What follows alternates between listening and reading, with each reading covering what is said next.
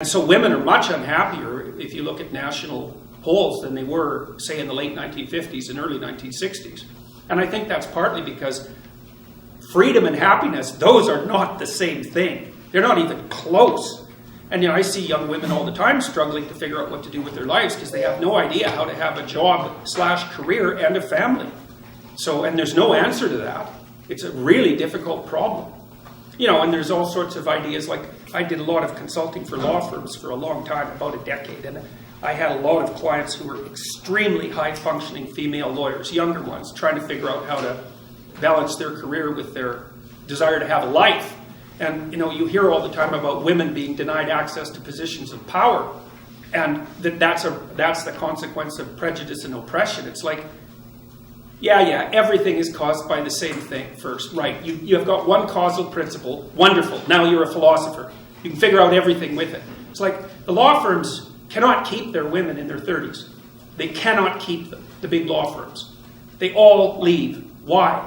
Because the women hit 30, they're brilliant, conscientious, intelligent. They were deadly in high school, deadly in university. They nailed law school. They whipped through their articling. They made partner by the time they were 30. It was like they were in a rocket to the top position. What do they find when they get there?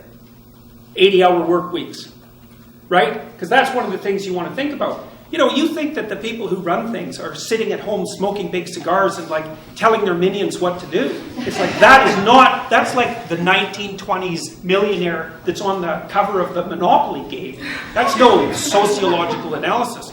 I know lots of people like that, and they work all the time, from the second they wake up till the second they go to sleep. And they don't just casually work. Because I know some of you go to the library for 6 hours and you say, well, I studied in the library for 6 hours. Like, no, you didn't.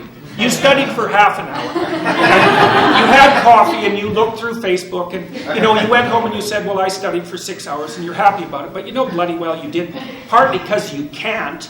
I can only read for about 3.5 hours till I'm done. And I'm pretty good at it. So these people who are running things, there's corrupt people, obviously, but the vast majority of them, first, are self-made, and second, they're so bloody efficient and smart, you cannot believe it. And they work 80 hours a week. And most of them happen to be men. And why is that? Because there are a small number of insane men who will do nothing but work 80 hours a week. And no matter where you put them, if you put them in the middle of a forest with an axe, all they would do is run around chopping down trees.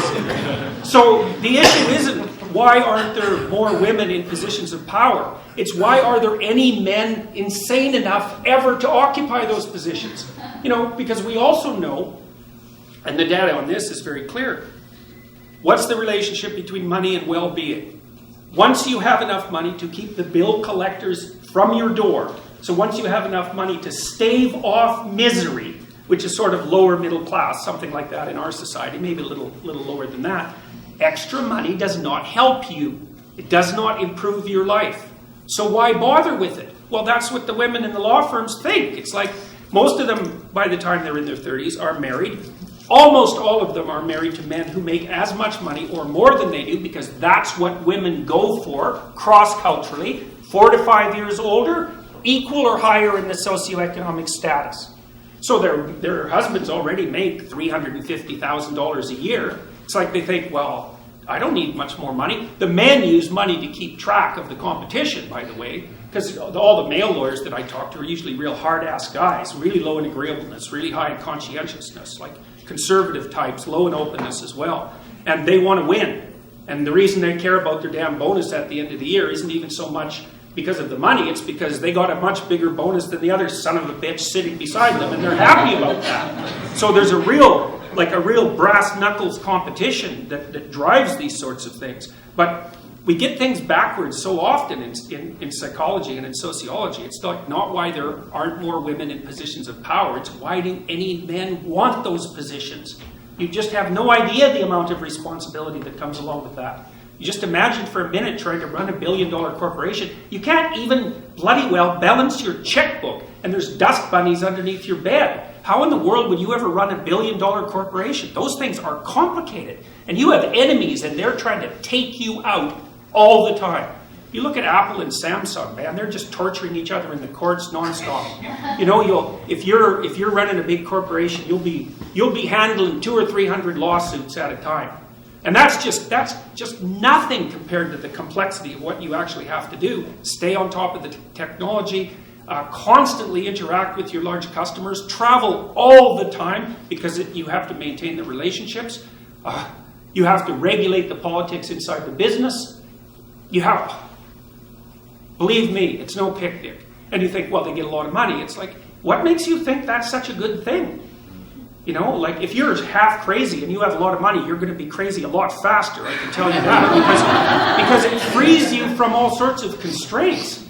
You know, we know the data on lottery winners. They're no happier a year later, and some of them are done. Especially if they had like a bit of a cocaine problem to begin with. Because, you know, being broke stops you from dying if you're a cocaine addict. You get enough money and away you go. And you think to yourself, you know, you've got all sorts of bad habits and weirdnesses. If somebody dumped an infinite amount of money on you, what makes you think you wouldn't unravel completely? It's highly probable. So, anyway, so back to these women. You know, what they do when they're 30 is they look around and they've hit partners, so they've hit the pinnacle of their profession. They think, what the hell am I doing this for? Why would anyone in their right mind want to be woken up at 3 a.m. Sunday by their irate Japanese client who wants them to work for the next 5 hours non-stop to fix this damn problem, which is going to cost them $100 million right now? Or we'll find someone else to pay $750 an hour to fix it right now. And you think, well, that's, you know, a masculine form of value, because that's one of the criticisms. If the law firms just adopted a more feminine structure of value, it's like, what kind of bullshit is that? The reason that you get up at 3 a.m. on Sunday to talk to your Japanese client who's freaking out about their contract is because if you don't jump the hell up and do it right now, there's some starving associate who's unbelievably ambitious in New York who will pick up the pieces in 0.2 of a second, and they're smart and aggressive, and they'll take you out. So it has nothing to do with masculine structures of value. It's all the foolish ideas. And, you know, it's not just law where this happens. You know, we know, for example, that female doctors work far fewer hours too. So the more female doctors you have, the more doctors you have to have. And I'm not complaining about women's priorities. I'm not saying the women are wrong. Not at all. It's like the older I get, the more I understand that marriage and family are of primary importance. And the more I see women in particular, you know, they hit 35 or 40 and they're not married and they don't have kids and they are not happy. Because what the hell are you going to do from the time you're 40 till the time you're 80? You got no family? You got no relationships? What are you going to do? Go run your company. Yeah, well, if you're 1 in 1,000, that'll satisfy you.